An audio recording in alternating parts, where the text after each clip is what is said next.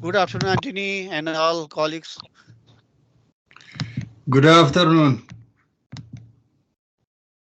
Hi, Antenna, how are you? How are Combo. you doing, Combo?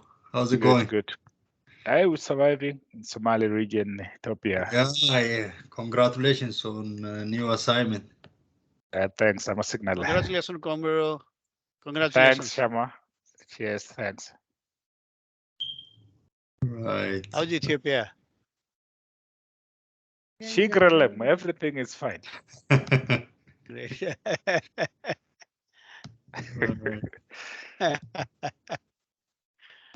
I'm learning. By the end of the year, I will be super good in both the Somali and the American. In America, yeah.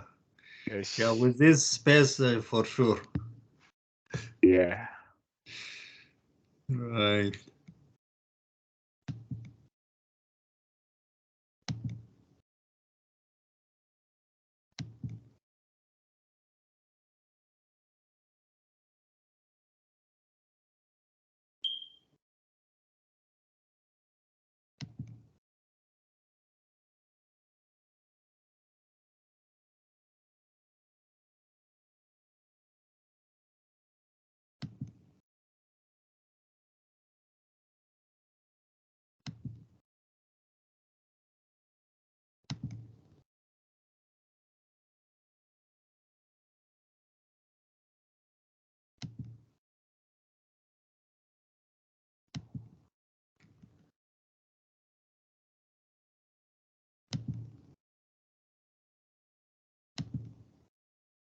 Hello हजुर म घरमा छु म मिटिङमा छु यार तपाईँ 6:30 बजे आउनु न के अरे 7 बजेतिर ल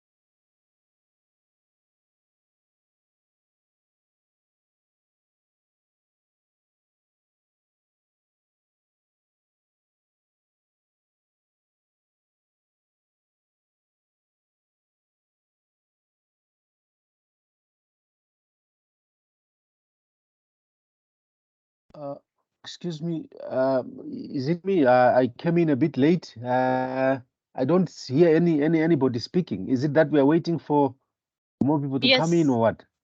Yes, Oh, yes, okay. All right, Mabasa. thank We you. are waiting for Anthony. He's Okay, arranging thank something and will join soon. Yeah, we'll launch Okay. the call All soon. right, thank you. Good afternoon, everyone, by the way. Good afternoon, Rasha. Good afternoon. Everyone. Afternoon. Good afternoon. Good How are you? afternoon. Good afternoon, Rasha and colleagues. Hello, good afternoon.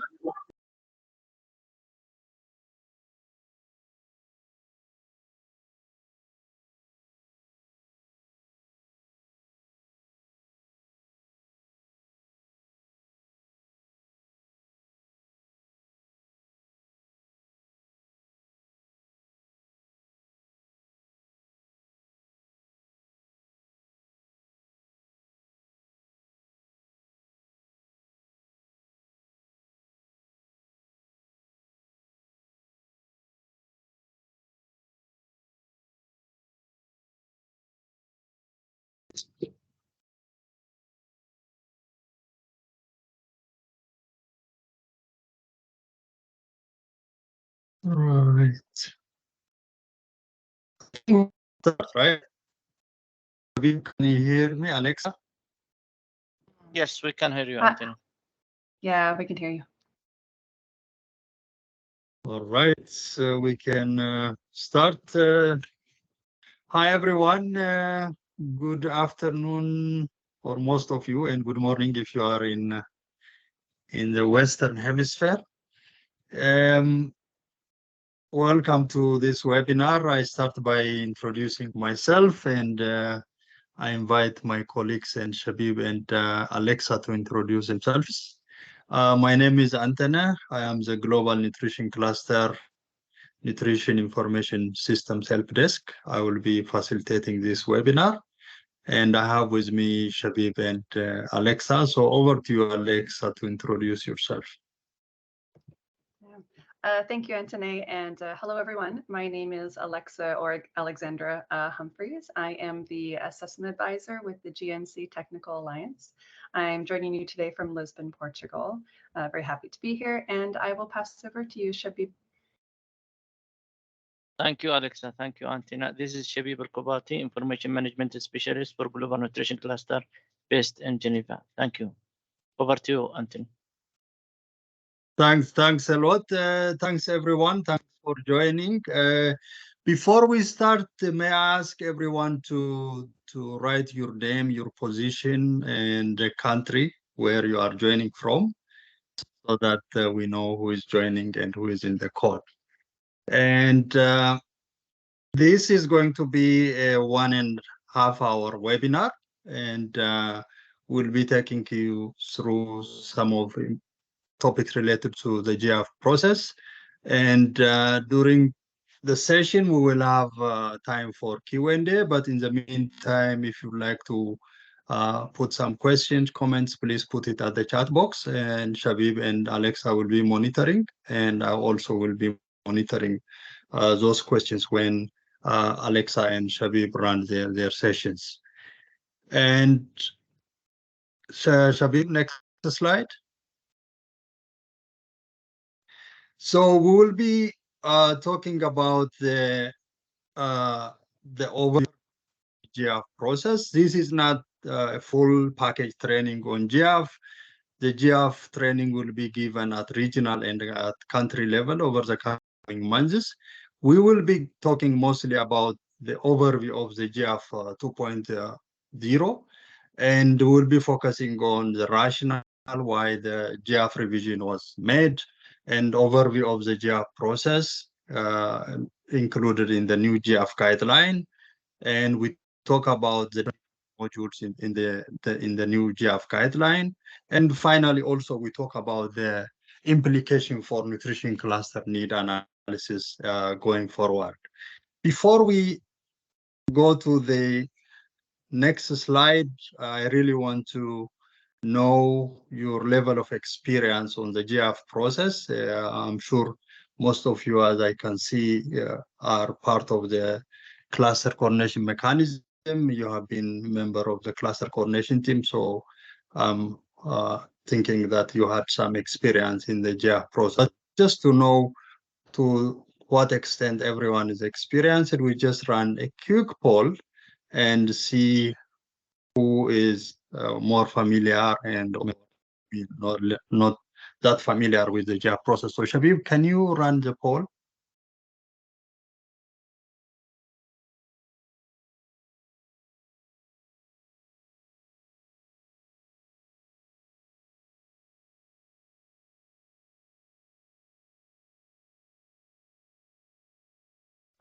Antina, can you continue and I will see this poll because it is not appear as you are the admin. It's not appearing. Yes. Okay. All right. So next slide. Yeah. So maybe you could also put, while Shabib is preparing the poll, in the meantime, you could also read this question. So the question is, to what extent you have experience on JIAF process in the past? For those of you who may not know the JIAF exactly, is the methodology that we use for the HNO HRP process. Have you had in the past led the JIAF process at the country level or participated in the JIAF analysis process, or you heard about it, or you experience? You can write as a chat box while Sabib is preparing the code.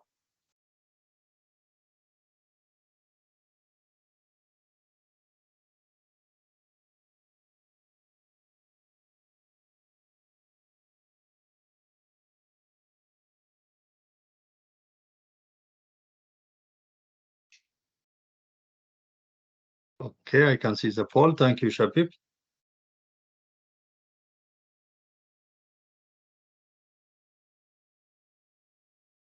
I hope most people have responded, and as I can see, almost a third of you have, over a third of you have led the JIAF process at the country level, and about a quarter of the participants had some participation in the JIAF analysis, and also a quarter of the participants here had some experience on the JIAF process, and one-fifth of the participants have no experience. Okay, fine. The webinar is just for everyone. For those of you who are familiar with the process, who have led the process, you will understand some of the newly introduced changes in the JIAF process. For those of you who are quite new, it will also be a good opportunity to give you an overview of the overall process.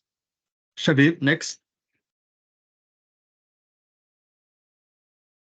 So in terms of background about the JIAF process, it's not really a new process for the HNO HRP. It has been in use since 2021.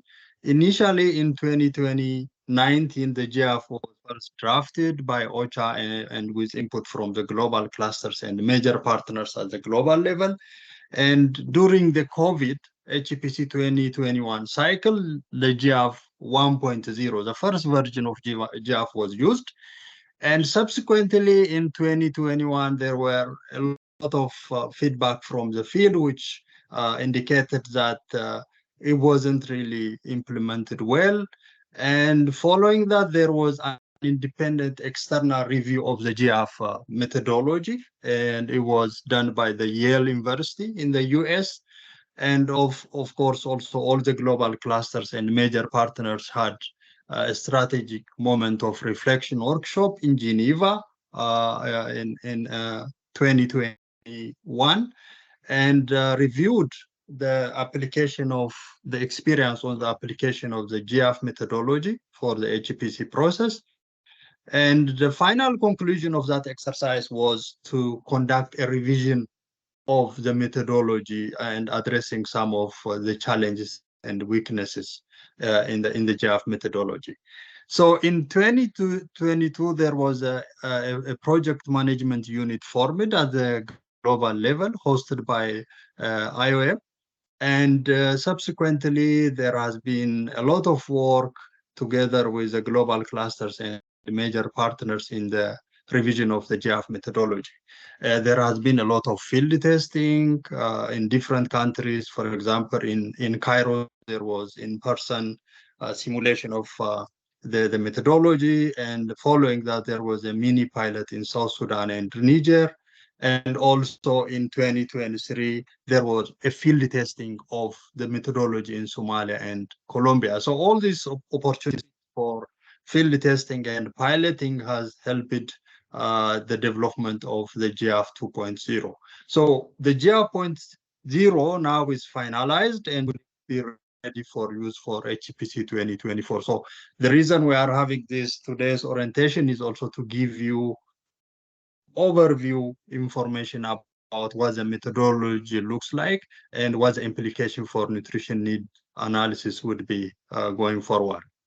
So before we proceed, I think it would be really interesting to hear from you what the challenges have been in implementing the JIAF process or the HNO process in general. So we will be running again another quick poll just to hear from you what challenges you have faced in the implementation of the HNO process. I am very sure all of us had some experience, whether leading the process or as participating in the process, but we do definitely acknowledge that there has been a lot of challenges implementing the JIAF process. And we run a quick poll and see whether these challenges which are in the poll reflect the reality on the ground. Shabib, can you once again run the poll? Which poll?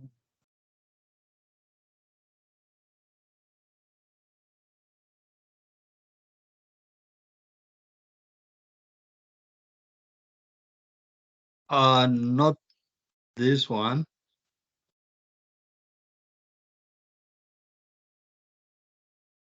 Antenna, it does not appear here. Okay, so if not, that's fine. Maybe you could comment on the chat box. These are some of the findings from the independent review and the finding from the strategic moment of reflection workshop in Geneva. Shabib, you can move to the slide. Yeah.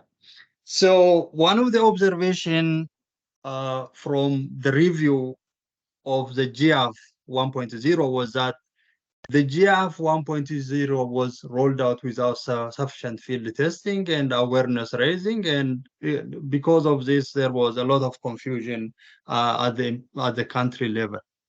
And there is also a lack of conceptual clarity and inconsistent application of the JIAF methodology.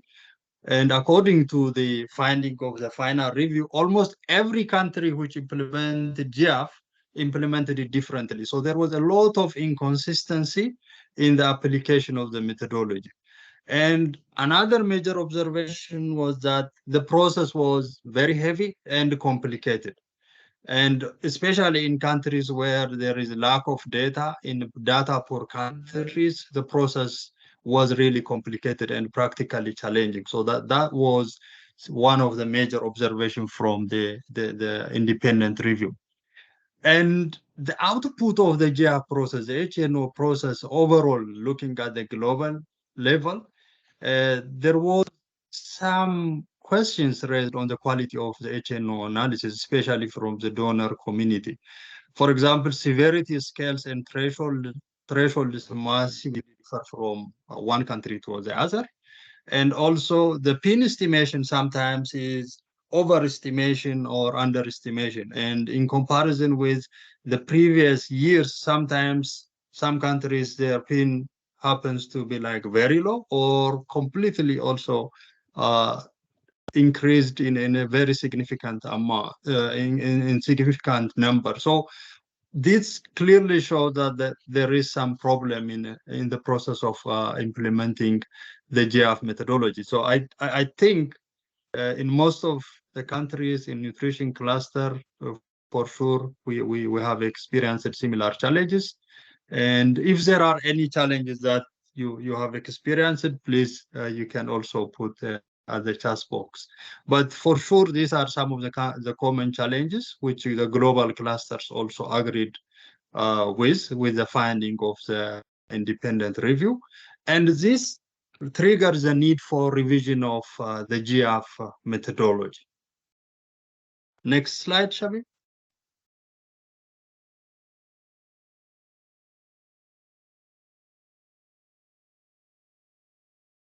Shabib, next.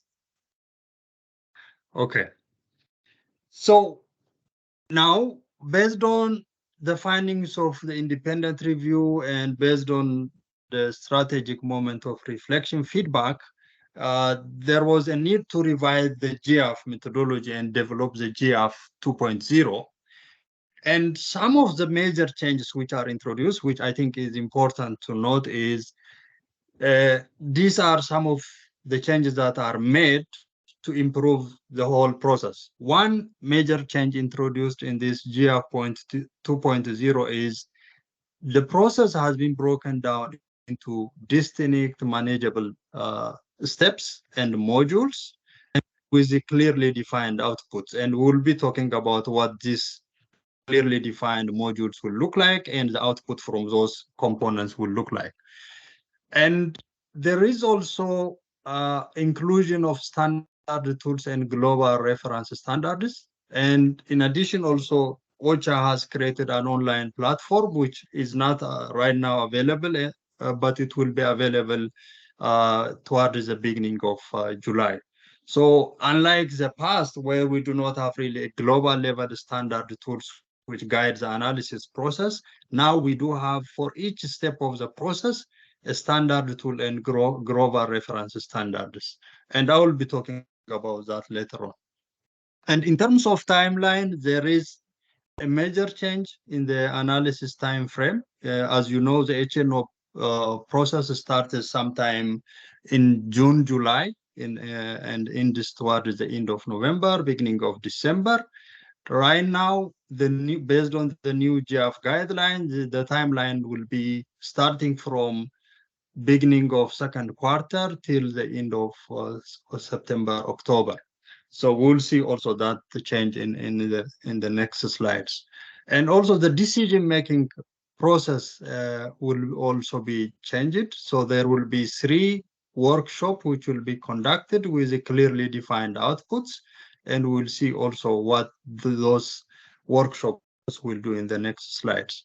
And finally, also there is more clarity on role and responsibility of clusters and OCHA. Sometimes in the past, there is confusion on the process. Sometimes clusters complain that OCHA dictates the process and clusters do not have really voice on the process. So there is some clarity on role and responsibility, but we will see when this starts to be implemented. So going to specifically on the changes introduced. So as I said, the process has been broken down to distinct manageable steps. As you can see here, we have 3 components. The initial stage, which is contributing factors and scope, will be one major component of the analysis, followed by sectoral level sectoral needs analysis. And the last step or the third step will be intersectoral needs analysis. So these are 3 important modules, components of the process. So in the past, it's really difficult to identify these distinct steps, but now the JIAF 2.0 has introduced these 3 important components. So we know which stage of the process of analysis we are on and what outputs to expect. In addition, also, there are tools for each of the process. For example, in stage 1, like contributing factors and scope, we see there are a number of tools. You see here 4 standard tools, which will be soon available online. And also on stage 2, which is sectoral needs. Also, there are tools Antene? to facilitate. Yes. Sorry, I think we need to change slide. We are still in the what is new in the JIAF, and I think you're speaking about something else, right? In my screen, Ah. what I see is, oh, sorry. Shabib, can you move the slides? Yes, Sorry thank for the you. confusion. No, that's okay. Thanks. Thanks. Yeah. What I see on my screen is, Shabib, can you move it? It's JIAF module and global tools, right? Exactly. That's where I am. Okay, perfect. We are there too. Thanks. Okay, thanks, Geraldine. So as I said, there are 3 components. Apologies for the confusion. So the contributing factors and scope, this is module 1, and sectoral needs, and followed by intersectoral need analysis. And to facilitate each process, there are tools. And as you can see, for the contributing factor, there is tool A, tool B, C, and D, and also similarly, we have tools for different processes. So this will make the analysis process more uniform globally. And we are not going to go in detail to each tools. It will be available during country level implementation and when OCHA launches the analysis platform over the coming months. Shabib, can we move to the next slide?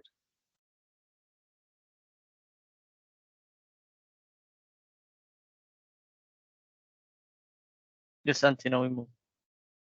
Okay, in terms of timeline, outputs, and decision-making process, the analysis process has 3 important decision-making stages.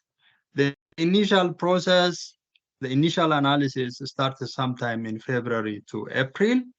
There will be a multi-partner workshop. This is initial brainstorming workshop to come up with the context analysis, shocks and impact. And also this will be the stage where the scope of analysis will be defined. So this happens at the beginning of April. So that would be the JIAF workshop number 1. This will be followed by preliminary sectoral analysis, which will take place sometime before August. Of course, the process continues from the April, and there will be a multi-partner workshop too. And this will primarily be focusing on sectoral severity and PIN analysis. And this is the stage where each cluster comes up with their sectoral severity analysis and people in need estimates. And then the final process will be taking place towards the end of the beginning of September and October.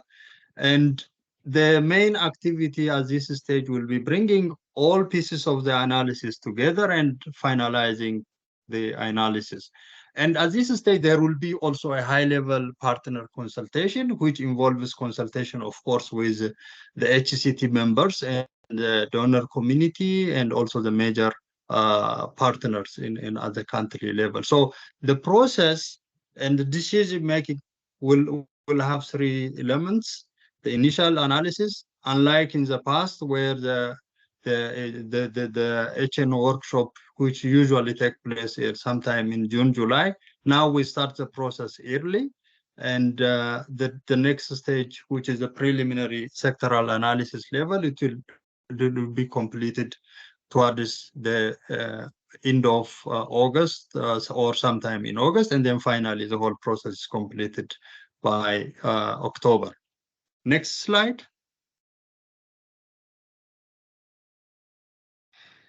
So far, if there is any question, you can also post. Alexa, is there any question already submitted? No? Yeah, Antone, we do have one question and we have one hand raised. So maybe we'll start with the raised hand. Go ahead, Uday. Yes. Yeah. Thank you so much. Can you hear me? Yes. Yeah. Actually, I have one question on the timelines. The previous slide, please. So when we said we have 3 phases or 3 milestones, in terms of leading these stages, can we say that for the sector, will be leading the second one, while the first and the third should be led by OCHA? Thank you. Thank you so much. Is there any other question, Alexa?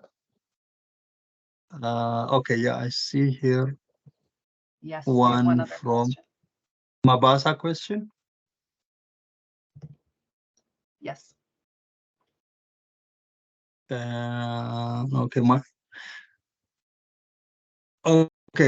my question is more or less about looking ahead. Does making use of the JIAF 2.0 make any difference in a country context without recent or representative assessment reflecting the prevalence of Okay, so I will address these two questions. So for the first question, Odai, yes, in terms of who leads the process, at which phase of the analysis, initial analysis process is the process starts with the leadership of OCHA. What happens is at the analysis platform, OCHA comes up with a contextual profile of the country. OCHA identifies the contextual factors relevant for the analysis, the shocks, the impact of shocks, and so on. And then based on this initial information, clusters look at the OCHA's analysis and provide feedback.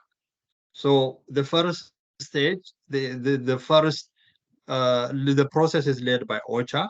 The second step is mostly, to the most part, is initiated by the clusters, and clusters produce their analysis and they provide input to OCHA. Of course, the consultation is a joint process. All the workshops are consultative in nature, but the leadership, the taking the lead in each step, yes, it varies. So first stage is more of OCHA. Second stage is mostly the clusters. Thirdly is more of the final, everyone works together. So it's a very important point that you pointed out. With regard to the Mabasa's question, does the JIAF point to make a difference in the analysis process? Yes, one major thing in the JIAF 2.0 is that it is highly data-driven process, and it requires a lot of transparency in the process, which means, yes, it may be difficult in some countries to implement. Of course, lack of data is always a problem, but also the JIAF 2.0 gives some flexibility, meaning if, for example, on nutrition, we will see in the past, we used to be struggling to use GAM-related data for the analysis of severity. Now, based on this JIAF 2.0 methodology, you can have equivalent indicators instead of the GAM and SAM. So you can use, for example, nutrition risk indicator. For example, if you have information on IOSF or micronutrient deficiency, or even indicator from other sectors, you can align those indicators, the severity of those indicators with the global severity standard. So it gives you some flexibility to use whatever data you have at the country level. So that's one new change. Maybe we'll see more the details in the next slides. I see Kutab's hand. Yes, can you hear me, Anthony?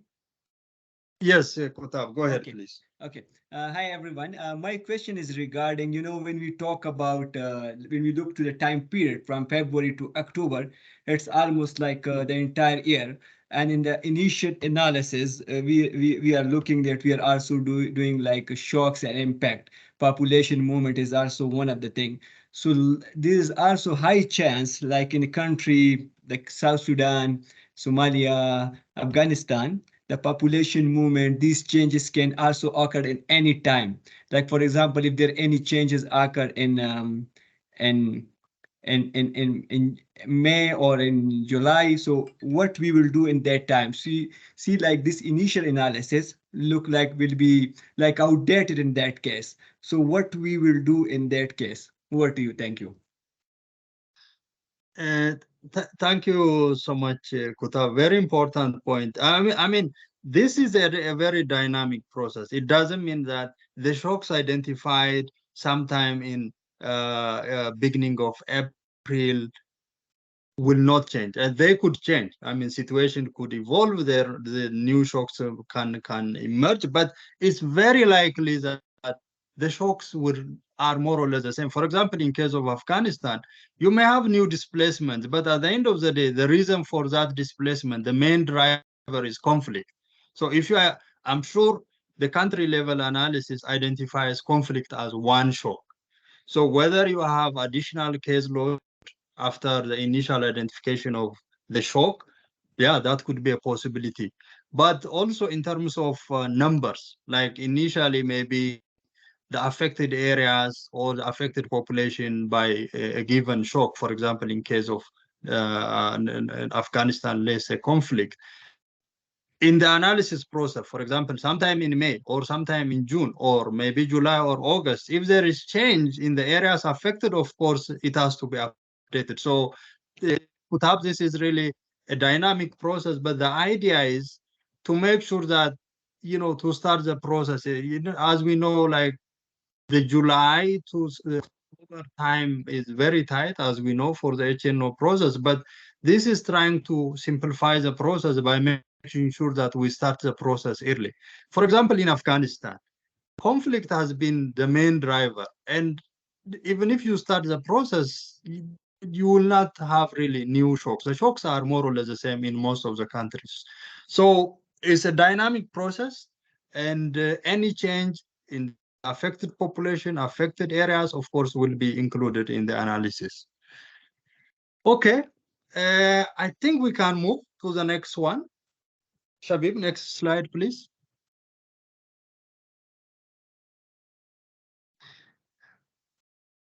Okay, so the first component, the first module of the analysis process is contributing factors and drivers. So I will just go over what this looks like. Shabib, next slide, please. So analysis of key drivers and characteristics of the most affected population. This is the focus of the first stage of the analysis process. So this is more of looking at the general context of the country, the political, socio-economic, cultural, demographic factors, which are relevant to the humanitarian situations. We are not really listing all the contextual profile, but rather we are focusing anything that is political, socio-economic, cultural, demographic factors, which are related to the humanitarian situation. Of course, we also in this stage we identify the shocks that that drive the humanitarian situation, like if it is conflict, natural disaster, economic crisis, or if it is pandemic or epidemic relevant to that context, then we identify those at this stage. And of course, one important aspect of the analysis here is we evaluate to what extent the shocks are impacting people, meaning are they causing people to displaced? Are they disrupting services? And how does the impact looks like? For example, what is the number of people who are displaced? Are people fleeing the country? So any impact of those shocks on the system, meaning service delivery, access to service, as well as on impact will be analyzed at this stage. And the scope, at the end of this, as a culmination of this process, what? Yes? Anthony, apologies. I think we might need to go back one slide because right now it's on to sectoral needs. Oh. Back, not forward. Yeah. Apologies, I changed my... Back one more. There we go. Thanks. What I see in my slide is a different one, and I'm sorry for, I switched my laptop, so maybe. So now what you see is which one? Now we're seeing the analysis of the key drivers and characteristics of the most affected. So it's all the first stage, the contributing factors and scope. So I think this is the right slide. Okay, so sorry again for the confusion. So anyway, at the end of this process, what we will come to know is the areas which are affected by the shocks, the affected population, and the areas which are the considered for further analysis in the sectoral level.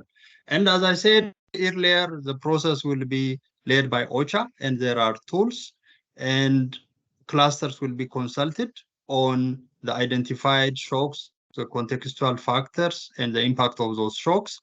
And the workshop number 1 specifically discusses about these drivers and shocks and contributing factors analysis.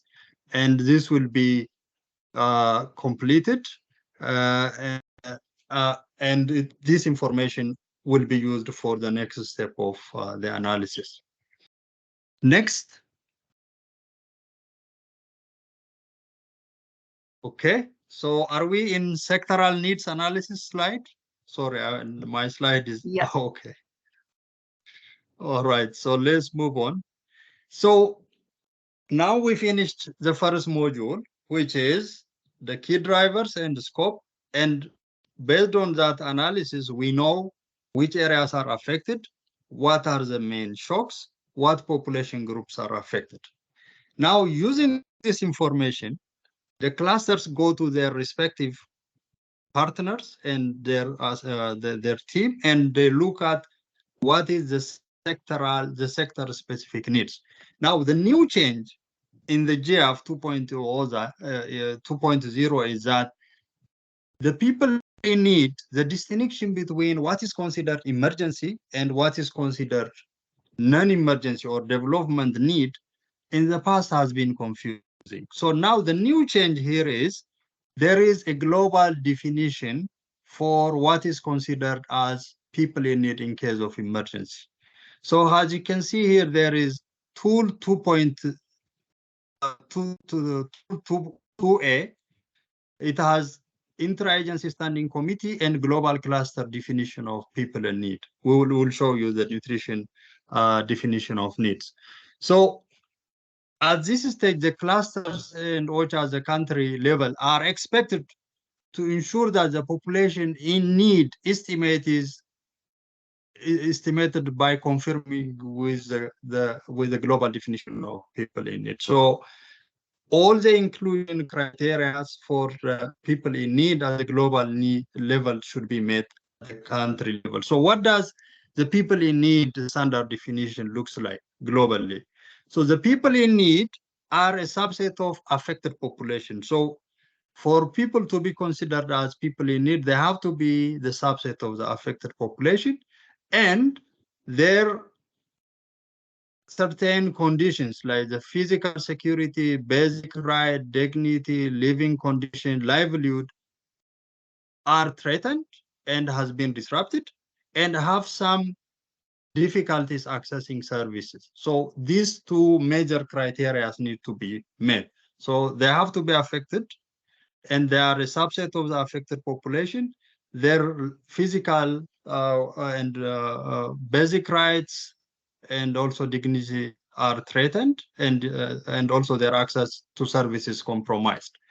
And in addition, these conditions, 4 or 5 conditions need to be met.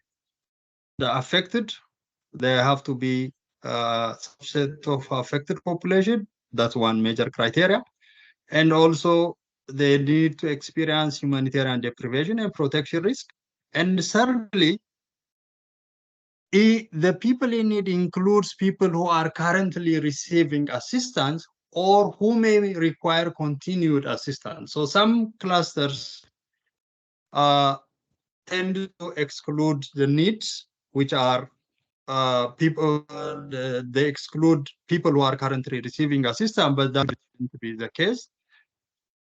And also the other criteria include people's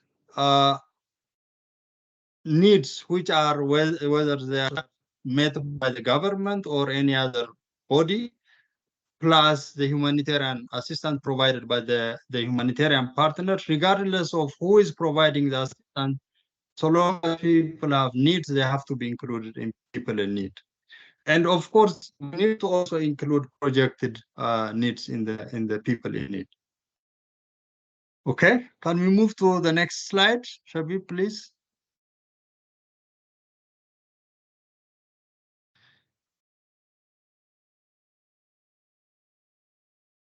Okay, so in the next slide, in this slide, you see that for each cluster, in line with the global definition for intersectoral needs, there is also sector-specific needs. So we will be looking at that. But before that, Shabib, can you run another poll about what we consider as nutrition need?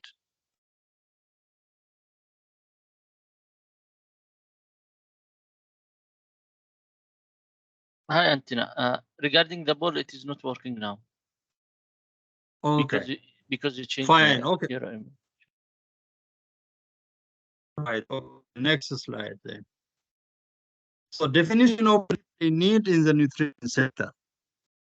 As you know, sometimes it's very tricky to determine which population should be considered people in need for nutrition. For example, in a country where there is acute malnutrition all over the country, we may be sometimes asked to only include people in need or acute malnourished children in PLNW who are affected by the current crisis and which are not a caseload as a result of long-term deprivation. So it's sometimes very difficult for us as a nutrition cluster to make a distinction between those needs which are resulting from long-term causes and those needs arising from most recent phenomena. So these are some of the questions which we need to address. For example, what segment of population are considered people in need in nutrition sector in the HNO analysis? I would be very interesting to hear from colleagues. Which ones do you consider as people in need in the HNO analysis? For example, do you include acute malnourished children and PLNW in all parts of the country or only in population areas affected by crisis? Is there someone from, let's say, from Nigeria or Said? I see his hand raised. Yes. Yeah. Thank you very much for this opportunity and precise presentation. I would like to raise the issue of what we call inclusion of PLWs, or pregnant and lactating women, and also under 5 children is considered in our country in all the sectors or in all the proposals that we have got to propose to send or to share with our donors, and we included them and follow up them in order to survive themselves, and also special consideration is being given by these people because they are needy people among the other societies. That is what we do in Somalia. Thank you. Over to you. It's good to hear Said this, and I'm sure there will be some variations from countries to countries. In your case, my understanding is, regardless of what caused the need, there are acute malnourished children and pregnant lactating women all over the country, so you include them, regardless of whether the cause is most recent or whether the cause is short term. I see also comments from Kerati. And first, let me take Isaac. Isaac, I see your hand, and then Fensini. Thank you very much, Antony. I think you touched it a bit when you are summarizing your comment. Basically, for Sudan, I think, and maybe other countries which I have worked as well, like in Yemen, I think the reality is that we are taking all the children across the country who are severely or moderately malnourished, the pregnant and lactating women.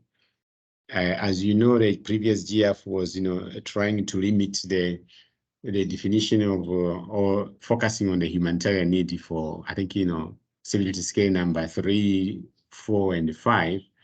But I think in our context, the discussion has been that unless we have funding mechanism or resources to support the children who are actually in severity scale number 1 and number 2, and clearly that there is resources separated from the humanitarian, then it has to be included in the people who are in need.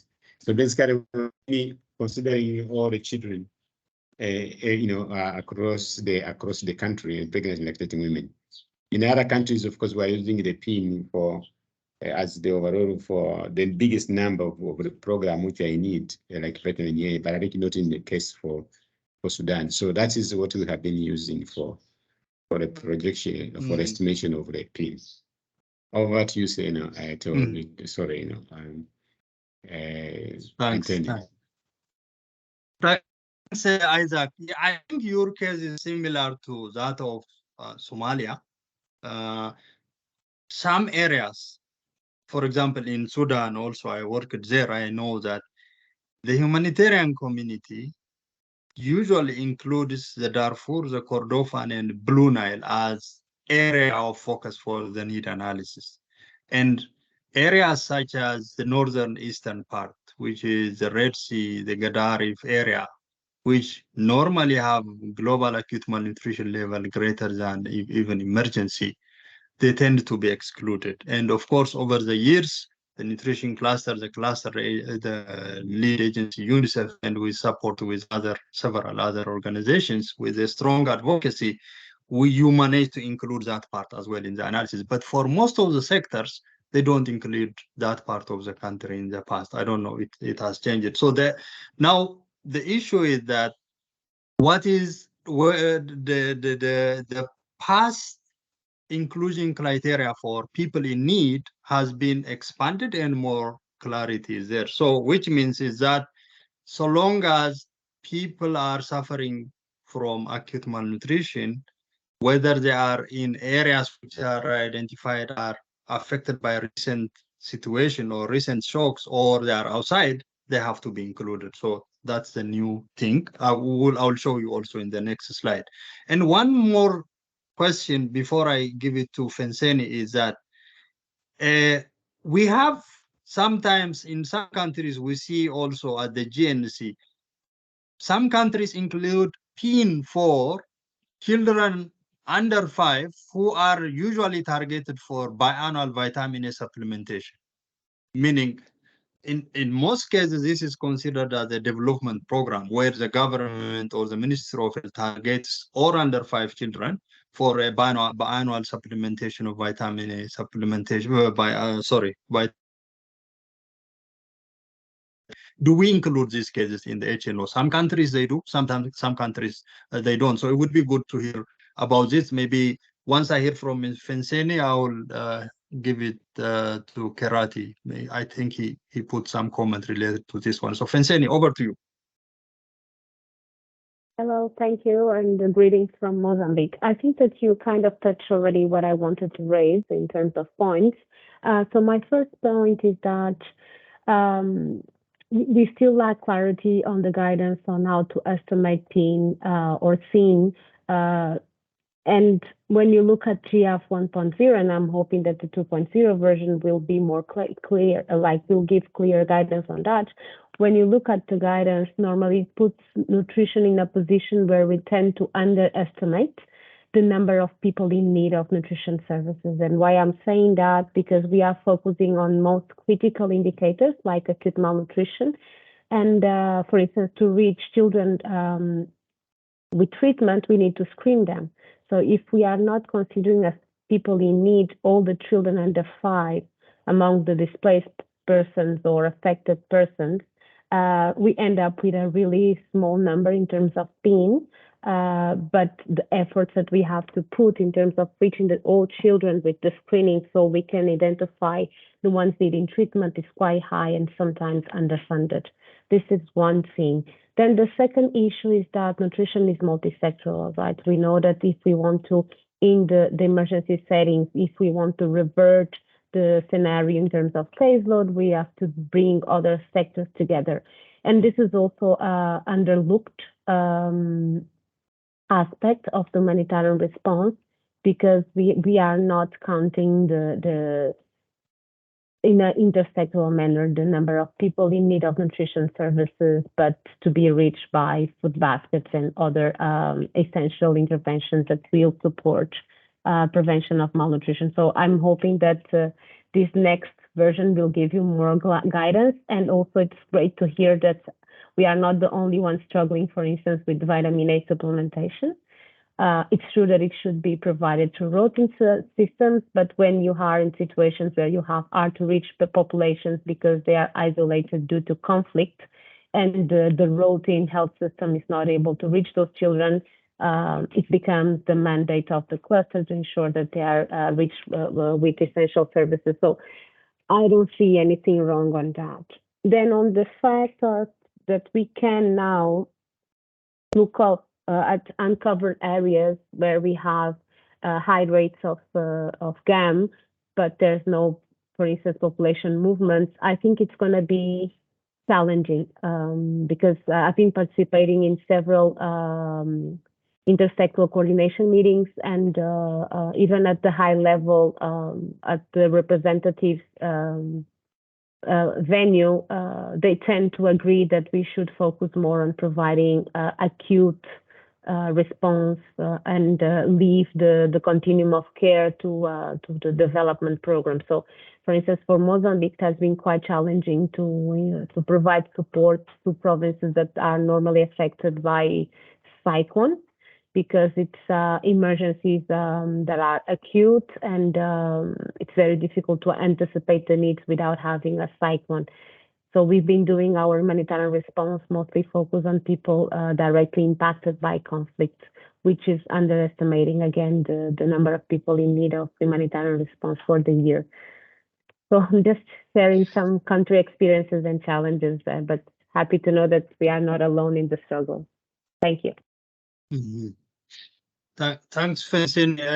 Yes, you touched on especially I fully agree with the points you made, in particular the one related to the displaced population. So regarding that, we'll look at in the next slide what the nutrition specific definition will look like.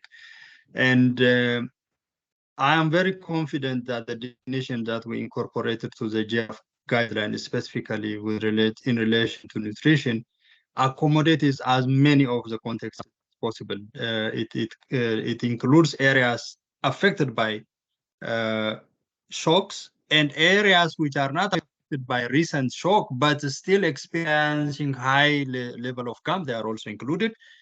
Children and women in the displaced population, who are not usually benefiting from regular nutrition programs running through the Ministry of Health system, they are also included in the nutrition definition. But in any case, let me take you to that slide. But before that, maybe Vandana, if you could say a few words briefly before I move to the next slide. Vandana, over to you. Thank you. Actually, you asked about the question that whether the biannual vitamin A supplementation is part of the HPU. And I just informed that in South Sudan it is part, and in addition, MIYC and counseling targets are also part of HNO. Or the entire caseload, or just those who are missing the record? Okay, okay. No, it's in South Sudan. Yeah. Yeah. In South Okay. Sudan. Entire caseload. Yeah, actually we created, and as I can see in other colleagues input also, that we developed the pin targets for based on population and based on the GAM rate for SAM, MAM, of course PLWs, and counseling, and also the vitamin A's and deworming supplementation. So the whole entire package is being part of the HF. So in case of, I do not have really the most recent information on South Sudan, but my understanding is that the Ministry of Health system cannot provide a full package of services for needs like the vitamin A or micronutrients.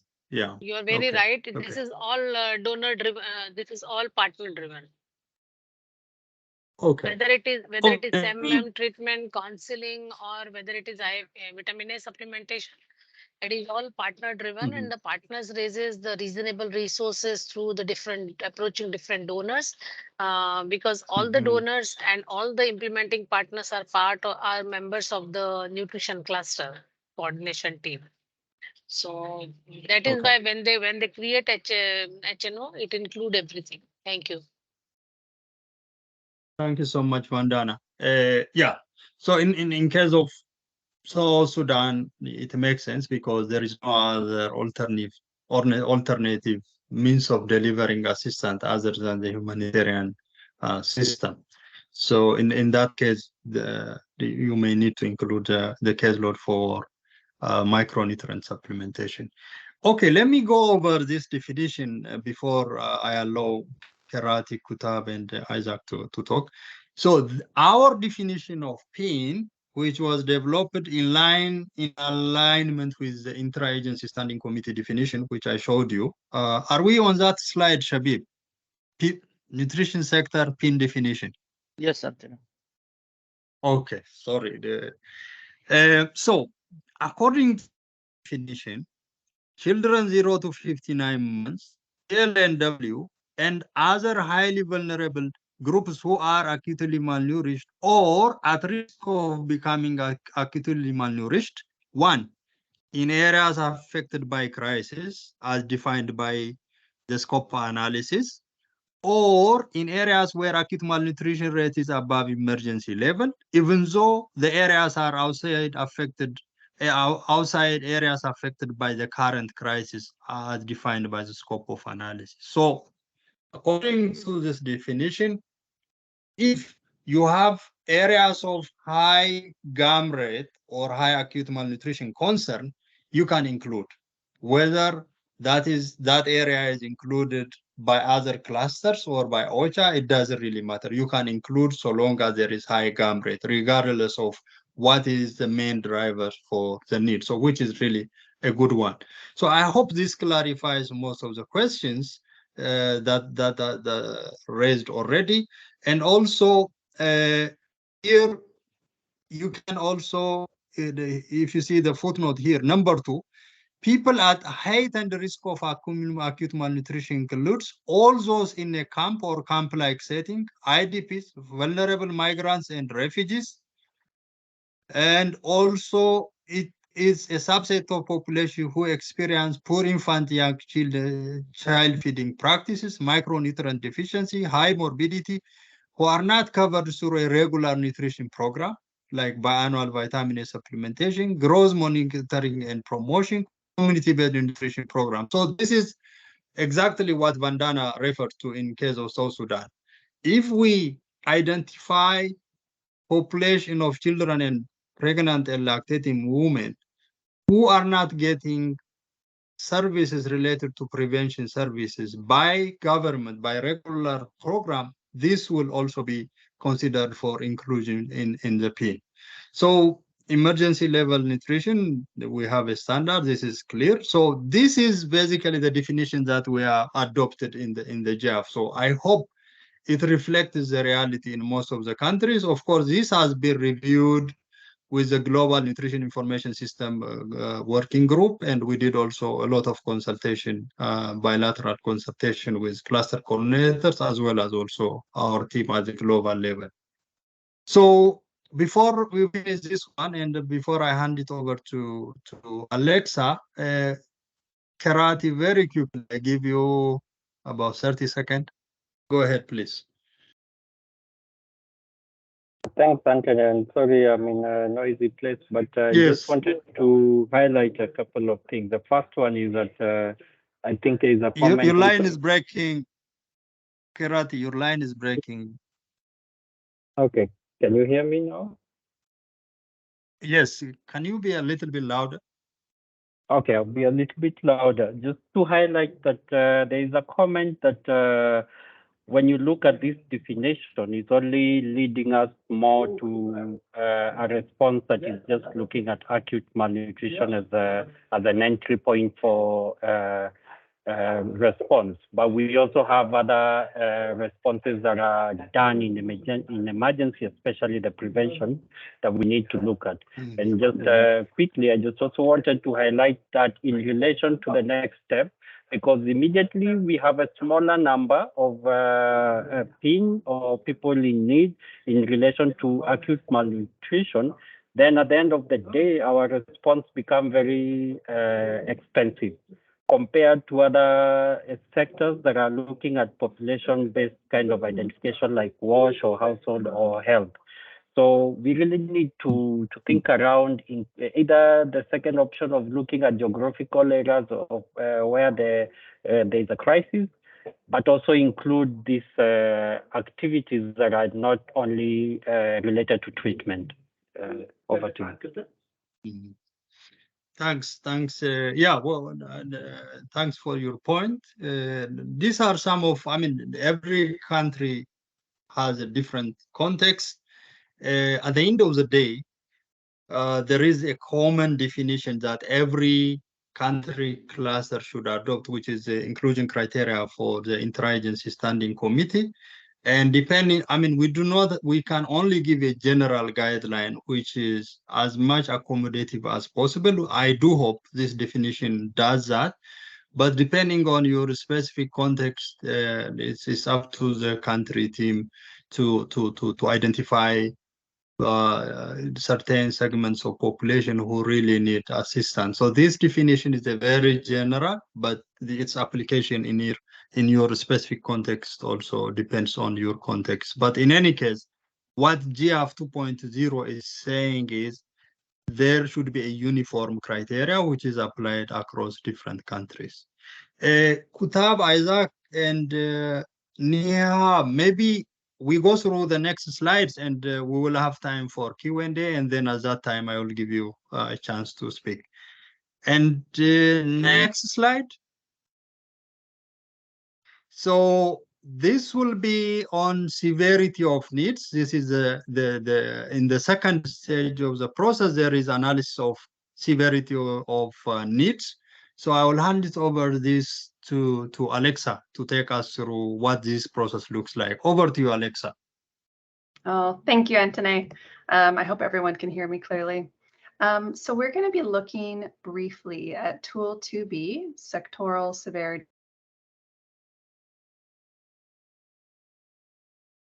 In the case of JIAF 2.0 is really it's really meaning the comparability across sectors.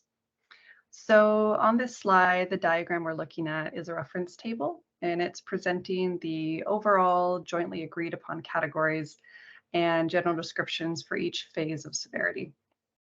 To situate us within this diagram, the lowest category for severity of needs is 1. It's classified as minor or no sectoral deprivation. In other words, most sectoral needs are being met in this area.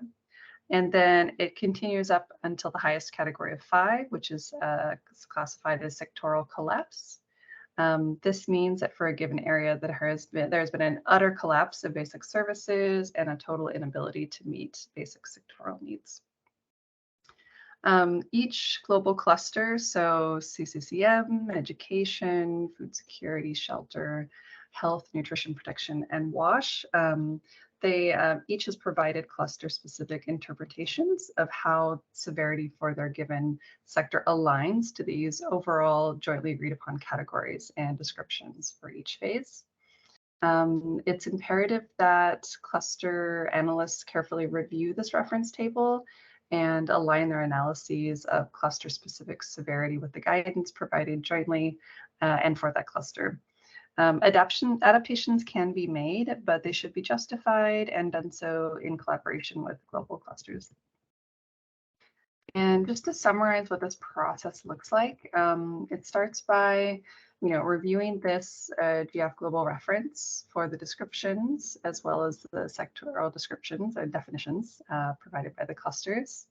Then you're going to want to review existing country indicators and or design relevant indicators to measure the level of the sectoral deprivations in your context of operations in line with the provided definitions and conditions.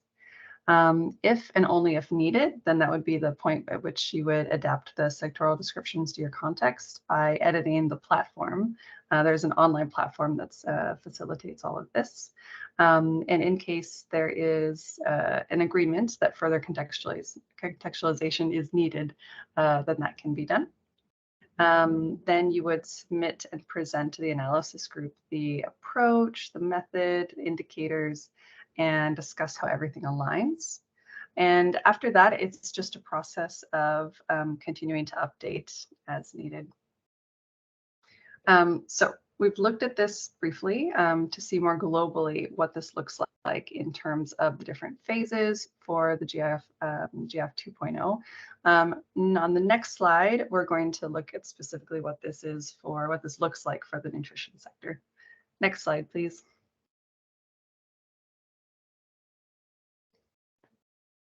Thanks, Shabib. So I hope everyone can see this well enough. I know someone earlier was saying a slide, it was hard to see things. If you need, you can always use the double finger swipe method to zoom in actually on your screen. But this is the GNC global reference for severity of needs for nutrition. These are indicators that have been reviewed and approved by the Nutrition Information Systems Global Thematic Working Group, or the NIS GTWG. And there are 4 agreed upon indicators. The first one, as everyone knows very well, is acute malnutrition among children under 5 years of age. There's also under 5 mortality rate. Then there's exclusive breastfeeding among children or among infants under 6 months. And lastly, there is minimum dietary diversity among children 6 to 23 months. And as we started discussing this earlier, it has been mentioned, these indicators include both nutritional status as well as nutritional risk. Something that's advantageous about this list is that it can be applied in all contexts, in countries where we see a high prevalence of GAM, as well as countries where GAM prevalence is consistently below 5%. The severity scale is aligned with IPC, acute malnutrition, as well as the GNC needs analysis guidelines. The indicators reference table has also been field tested in Somalia and Colombia earlier this year. And then for the 2024 HPC, each country should apply these indicators in their analysis process. Just to note, there will be a dedicated webinar on the H&O process, and we will have the opportunity to go more into detail about how these can be applied in various contexts. And then just lastly, noting that countries may propose country-specific indicators. However, these indicators and severity, again, should be, we should work towards aligning them with global reference. Next slide, please, Shabib. Now, I'm not sure how much time we have for discussion, so probably this would be a better thing just to note in the chat if it would be of interest. But looking at these indicators, these 4 indicators across 5 severity phases, it'd be interesting to know in the chat if you think these indicators would be applicable for your country or context. Yeah. And with that, I'm going to hand back over to you, Shabib. Thank you so much.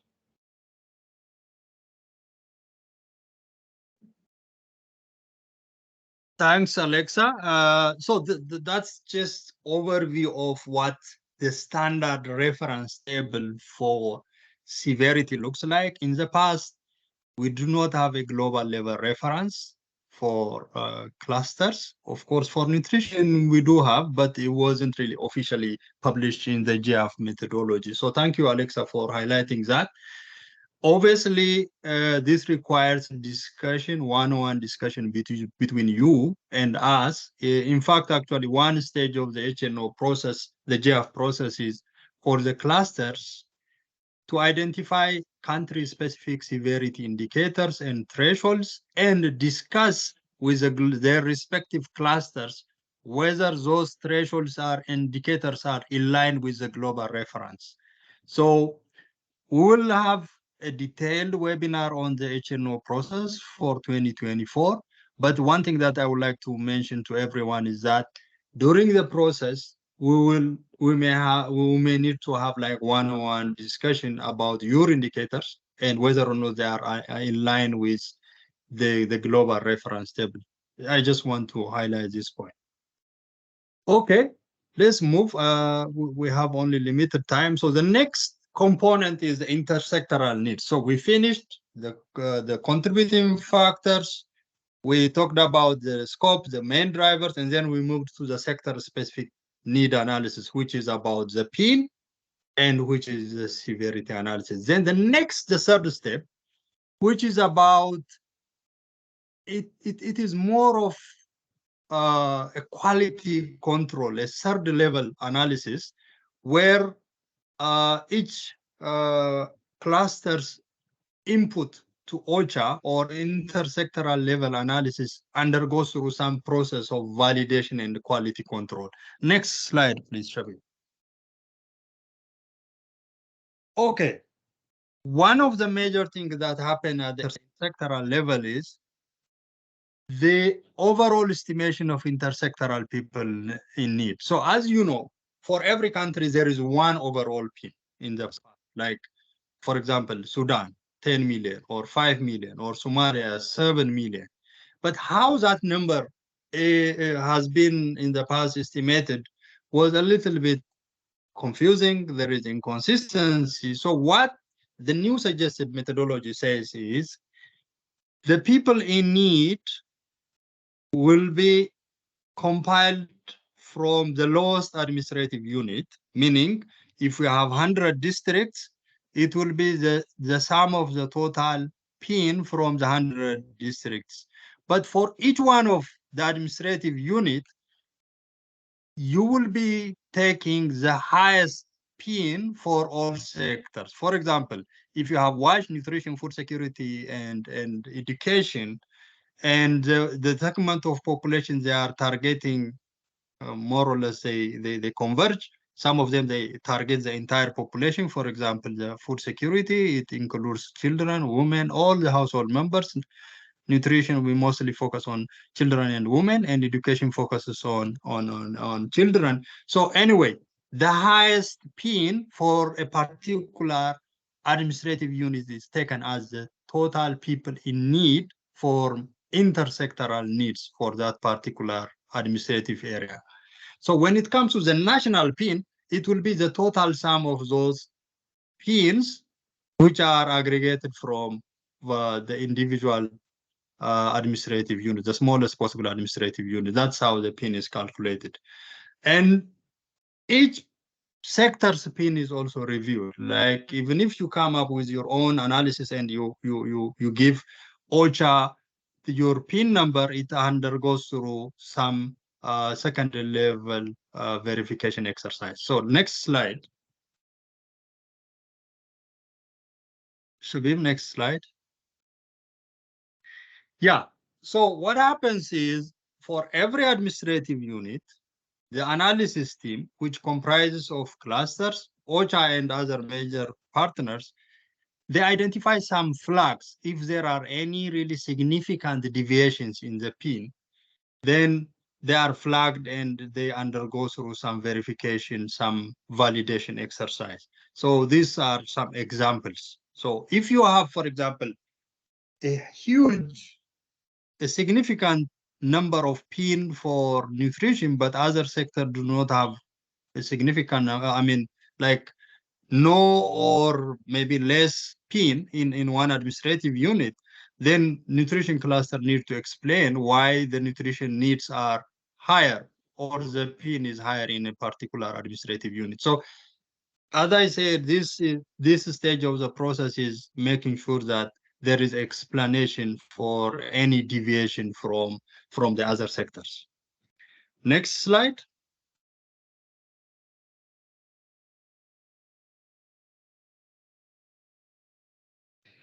The next step of the process is the evaluation of the severity of the humanitarian condition. So every cluster submits their severity analysis. That is also checked with intersectoral severity analysis.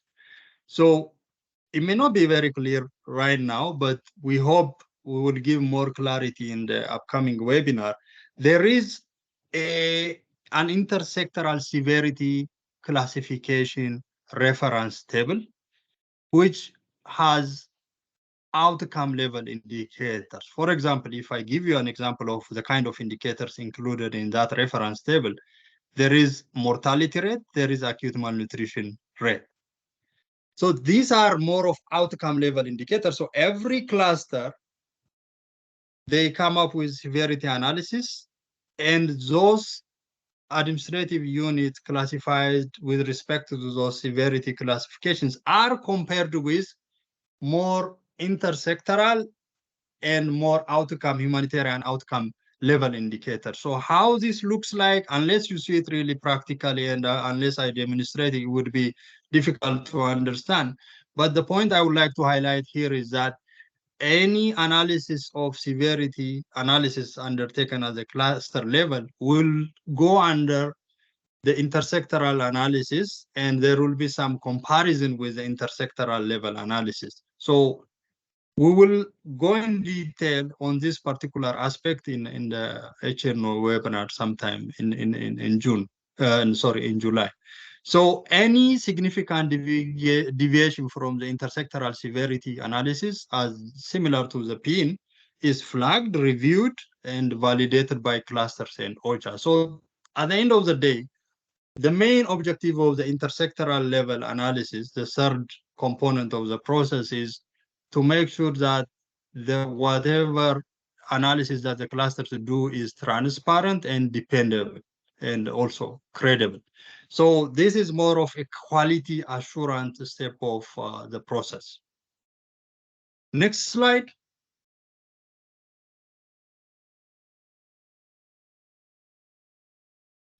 Okay, so I again hand it over to Alexa. This is also another component of the process, another element of the third stage of the process, which is establishing and explaining some linkage between the clusters. So over to you, Alexa. Thank you, Anthony. In the interest of time, I'll try to take us through this quite swiftly. So now we're going to briefly touch upon the objective for Tool 3C, which aims to gain insight into patterns across needs. The objective of this step in the JIAF 2.0 process is to analyze overlaps in sectoral deprivations, to identify linkages, patterns, and trends. This is part of the process that will help us to better unpack the why behind the needs of the context. We've provided, apologies, there's a lot on the slide as well, but we've provided a visual example of this from Colombia. Whereas we can see on the top left, there is a geographic mapping or spatial mapping of both overall PIN and the intersectoral severity. It's color-coded across a map of a region of the country. But there's also many additional analyses that are looking at specific sectors and cross-referencing them. In the two diagrams below, for the country and for the process, they actually visualized and color-coded analyses to understand the correlation between the severity classifications and calculated PIN across different sectors. You know, today it's just a quick overview, so we're not going to dive deep into the technical details of analysis, but this is to give a sense of how analyses can be, you know, visualized to support interpretation across sectors and across needs. And then to complement such analyses, analysts would also provide a narrative to help explain linkages, trends, and key issues. And this is where qualitative information is also highly important to cross-reference across quantitative data. Next slide, please. Now, I'm not going to read through all of these questions, but it is helpful to provide some guiding questions for intersectoral linkages. This can help the process of inquiry to answering that why. And today, I know we're a bit short on time, so I don't know if we'll go through the next phase of kind of asking colleagues if these questions seem applicable. Does that make sense if we skip over that next piece? Yeah, we can go to the next. Okay. Okay, great. Just to summarize, in saying that the inquiry questions are going to look at in more instigate conversation about finding trends and linkages across the different sectors. Okay, sorry, over to you, Antony.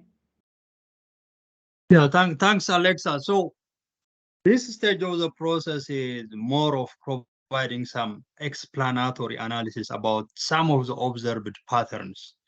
Some clusters may overlap, like in terms of geographic convergence. For example, in case of nutrition, we may find nutrition, WASH, and health converging, but in some cases, food security may not be converging. In that case, maybe the main driver of the need could be recent outbreak of cholera or anything that is related to health. And this observation has operational implications. So how are we going to design our program? How are we going to draft our HRP in such a way that the intersectoral programs, which are specifically targeting the convergence needs of food security, health, WASH, and nutrition, can be designed based on this analysis. So in order to come up with this explanatory analysis, I think we need to really ask the right question. Given the interest of time, we do not have really time to go through, what sort of questions we need to ask. But at least based on this stage of the analysis, maybe you can take advantage of some of the generic questions, and you can convert them to nutrition and do more nutrition sensitive analysis. So yeah, that's what I can say regarding this stage of the process. Before we move to the last stage, which is the last session, the last few minutes, I think maybe we go back to the hands raised already. And I don't know, Isaac and Odai, yeah, do you have questions or any comments? Yes, Antony. I think my question is basically on the definition. I think it is really taking back, still having a big challenge in terms of the reality on the ground.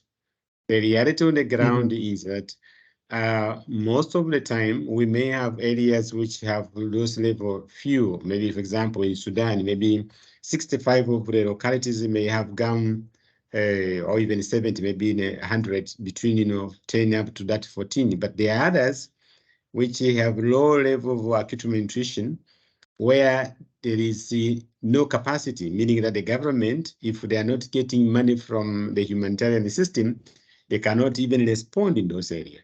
So I thought maybe the definition could have really captured that kind of element, that the humanitarian need, or the PIN, is basically all those definitions which you put there, plus exceptionally, that including areas where there is no capacity, even if there are few children who will be buying plant peanut for those children who are severely malnourished in a very area with relatively maybe 5% GAM.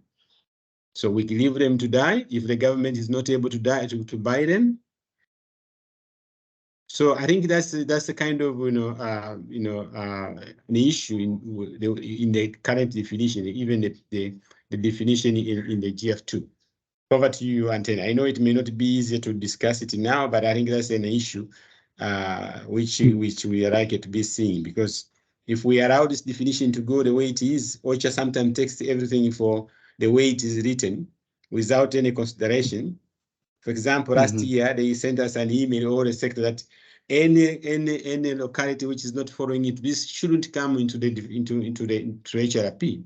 And the nutrition sector, of course, with our management, UNICEF, WFP, and WHO, say no, we cannot do that. We would be buying supplies for these areas, and the government is not able to do that.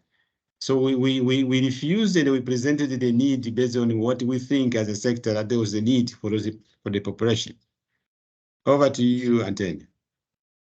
Thanks. We ran out of time. If you do not mind, I mean, we initially planned this for an hour and a half. It seems we need maybe some 15 minutes. If you don't mind, we can continue this discussion. I really find it very interesting. Isaac, to your point, we may not have all the answers for the very important questions that you raised. But one thing I see very flexible in this current definition. Even if you look at the interagency definition of need, is it includes both effect on people, meaning whether they have deprivation or their protection situation is compromised, and also it looks at also the access to service. So in your case, in the case where you refer to us, okay, if we find certain population groups whose needs are not met by regular programs, or there is no other entity that is providing service, what do we do about it? I think this requires really a specific context, a specific discussion. So one thing we could do on each specific country, like in your case, we can have bilateral discussion, at least at this first year of implementation of the JIAF. We can do the consultation. Of course, there is also a global level JIAF help desk.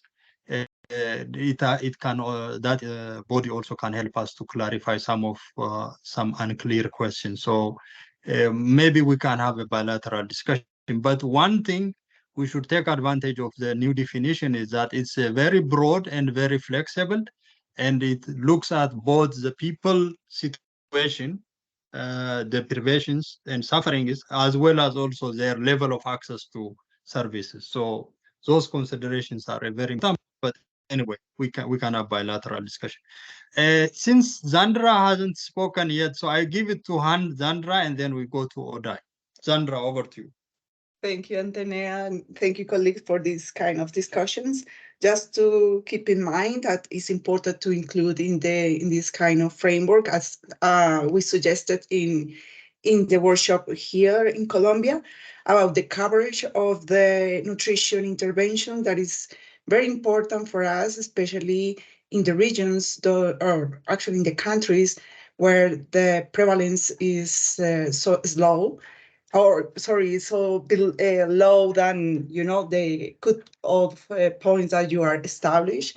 And the other thing is in that point is important, Anthony and colleagues, to take into account that, and again, we suggest to include the regions not in terms of below or between every or each percentage, but it's important to include when a region overcome three, or for example, we have three or regions that overcome three from 3 or to 11 times the national percentage. That is very important and are very critical areas for us.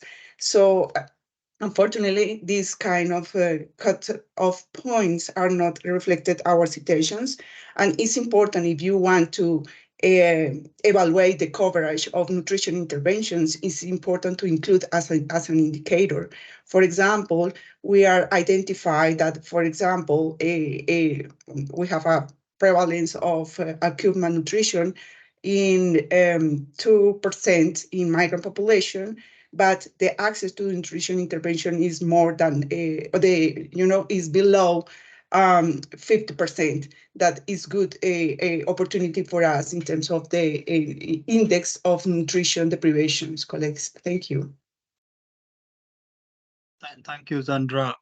Again, thanks for your point. So in areas where there is low GAM, or if you do not have GAM, as I said earlier, you can use other alternative indicators related to nutritional risk. By nutritional risk, we mean micronutrient deficiency could be one indicator, or IYCF, the infant and young child feeding related indicators.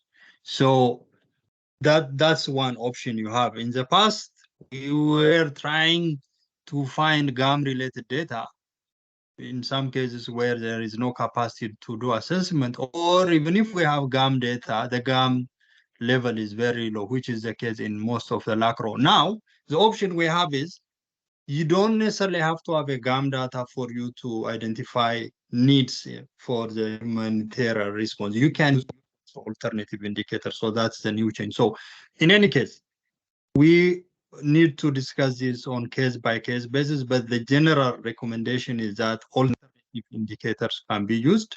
And of course, in addition to the risk of malnutrition, you can also consider the level of access to nutritional services, which is part of the definition of the people in need. Thanks for that point.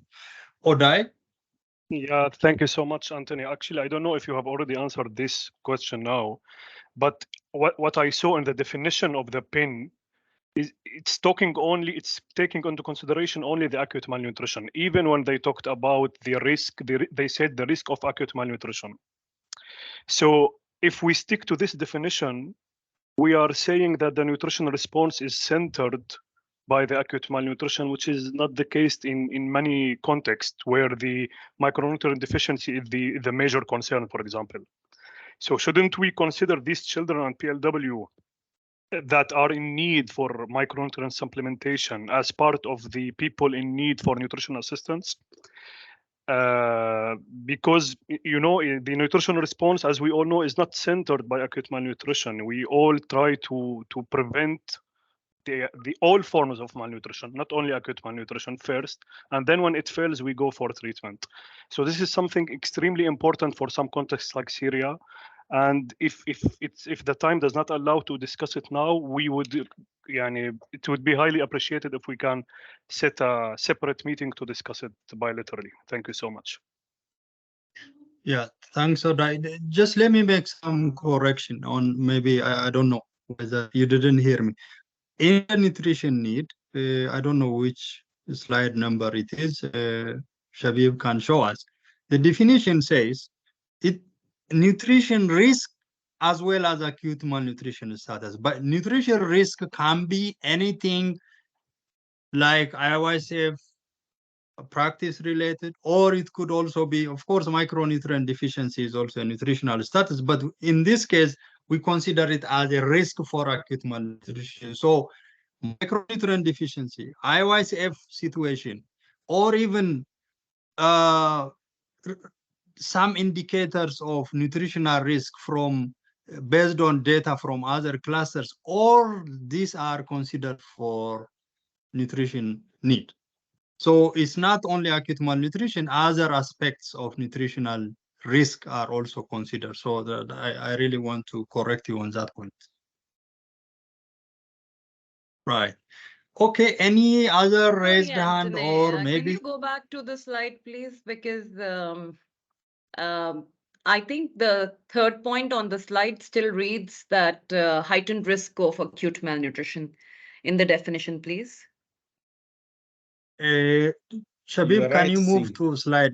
So if you see slide point number 2, people 64. at heightened risk of acute malnutrition includes all those. So Yeah. it does point towards it, but it still says the heightened risk of acute malnutrition. And had we just said heightened risk of nutrition deficiencies or nutrition, using nutrition generally? Yeah, I think we can maybe on a specific country, if there is a specific situation, we can discuss. But what this tries to indicate is that where there is a risk of high mortality and high suffering, right?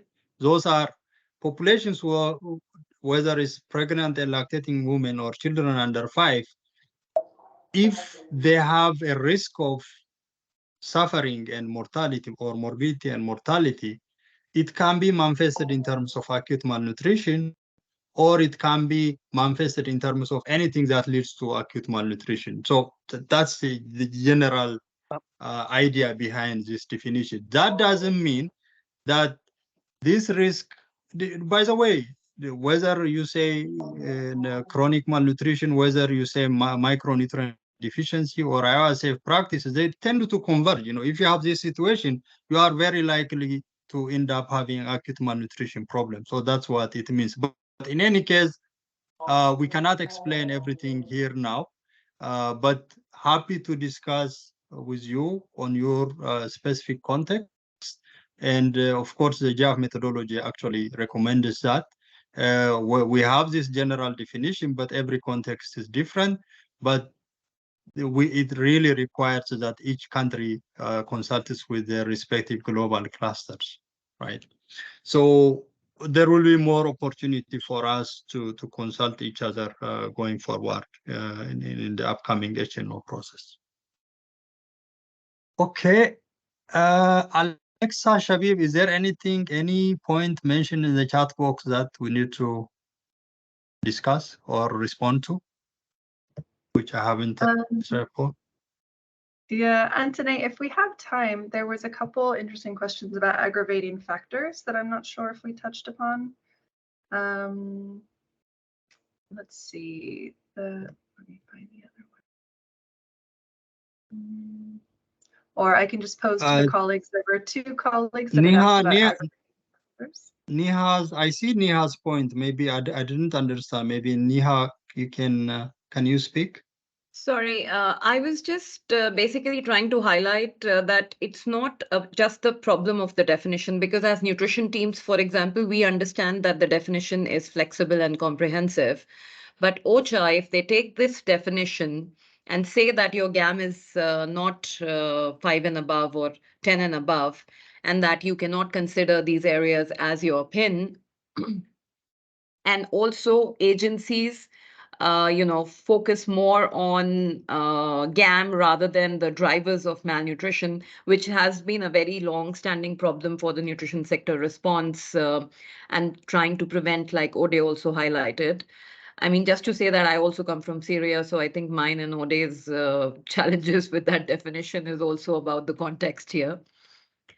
Then that makes it very difficult for us to basically put this into our PIN. And if you then end up with a lower PIN, if they ask us to stick to that, this, and they don't understand. So if we can even, in the guidelines, when we are structuring this, put an asterisk and say this categorically that certain contexts will differ, and list out some of the, micronutrient deficiencies, etc. into that. That would help us in our negotiations with when this actually comes to the country level and gets rolled out. Sure, I mean, that's possible. This is a general comprehensive definition. It addresses the definition of need, the considerations for people in need in most of the cases. Of course, we cannot say in all of the cases. And JIAF allows consultation with the global cluster if there is some specific context which is not necessarily addressed with this definition. So happy to discuss that. And well, if you go by the JIAF guideline, each country cluster OCHA coordination mechanism should be able to flexibly accommodate, these exceptional circumstances, which in some cases may be applicable to just nutrition sector. So I would like to emphasize that there is more flexibility in the process, but again, with that flexibility comes issue of accountability and transparency on how we analyze and what data we use. So consult with us, but at the same time, also be open to OCHA in what considerations you have taken or you are going to take in your identification of people in need. So I encourage you to reach out to us, especially during the first year of implementation. I think that the consultation is very important. Yeah. Okay, so I think we should finalize this webinar. Maybe we go to the last slide. Shabib, can you take me to the last slide, please? Yes, sir. So, yes. So as you have seen, the JIAF 2.0 gives more autonomy to the clusters. They allow it has some more flexibility, clarity, more role and responsibility.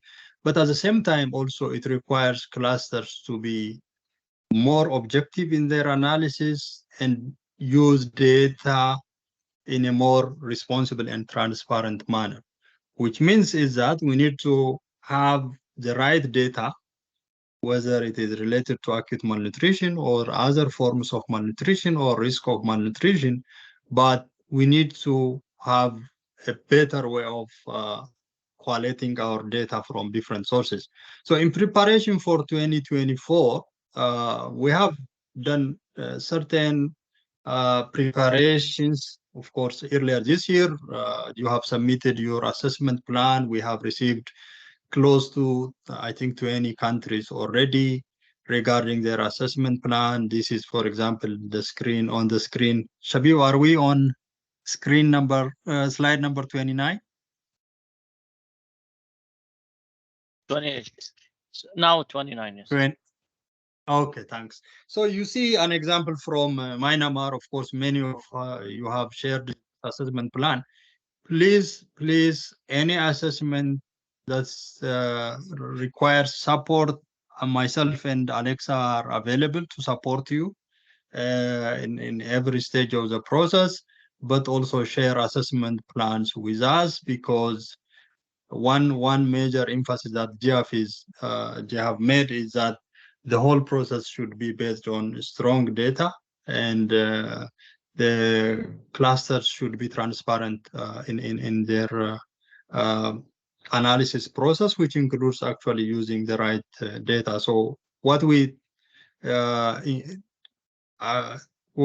trying to say here is that please prepare for the HNO, and if you have any assessment plan, do share with us. And also Shabir will show us on the screen that in each one of you have a country-specific data at the GNC, and there is a section that Shabib created for uploading any completed assessment. So any completed assessment that you can share, you can upload to your platform.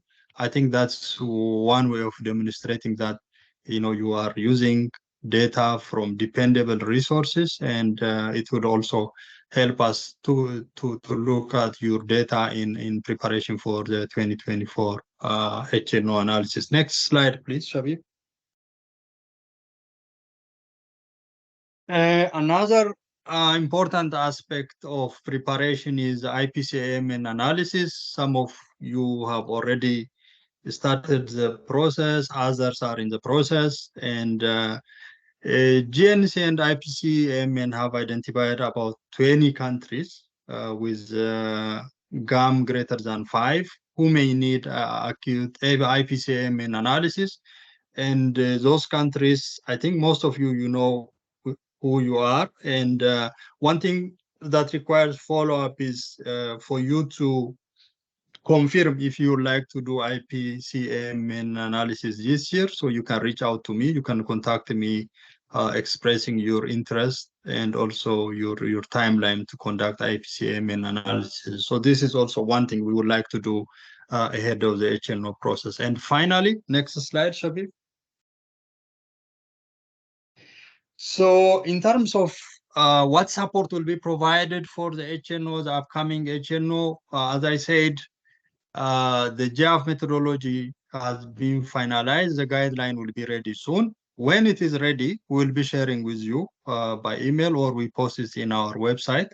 In addition, we will have also a series of webinars. This is, as usual, we do it in July and August. So this year also we'll be conducting those webinars.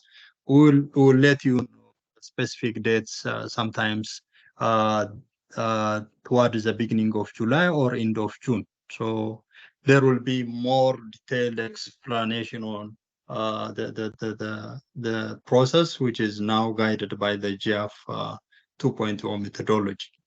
So I stop here. Maybe Shabib, would you like to show where each country can upload their assessment in the GNC website?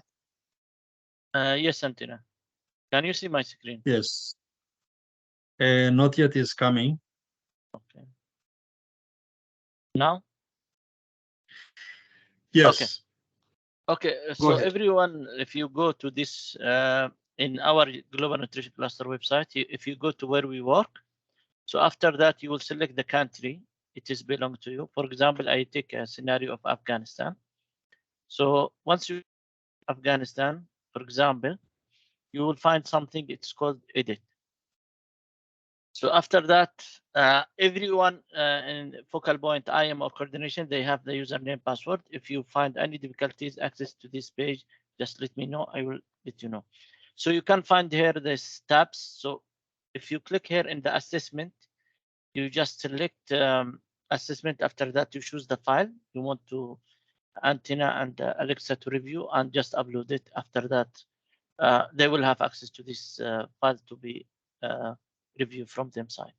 So this is the easiest way how you can download your assessment information to GNC website. Thank you. Thanks a lot, Shabi. Yeah, thanks. So I think with that, we come to the end of the webinar. And we do think that is useful, and also thanks for very active participation.